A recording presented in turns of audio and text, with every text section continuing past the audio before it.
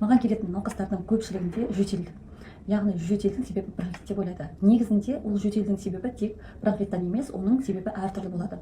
Соны қазір мен сіздерге 2-3 мысалын келтіріп кетейін. Маған бір қыз бала келді, ол да хронический созылмалы бронхит және созылмалы ринит деген диагноз қойылған. Оны тексеру нәтижесінде біз аллергиялық пробалары өте жоғары екенін, соның ішінде шаңға және шаңды кенелер полевые клещи деген болады, соған аллергиясы бар екенін анықтадық. Дұрыс антигистаминді терапиядан кейін ол кісінің жөтелі және де риниті мұрнынан суы басылды. Келесі пациентімізде жөтел мазалаған түнгі уақытта және де ентігу, оған қоса тұншығу пайда болған.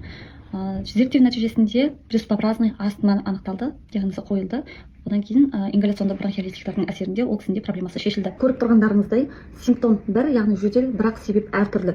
Сол себепті егер сізде жөтел бір апта бойы мазалап жүрген болса, бір аптадан артық мазалап жүрсе, ол сізде дереу дәрігердің кеңесіне жазылу керек және тереңірек ары қарай оны зерттеу керек. Сол себепті осы видеоны сақтап достарыңызға, жақындарыңызға жіберіп қойыңыздар және маған тіркелуді ұмытпаңыздар.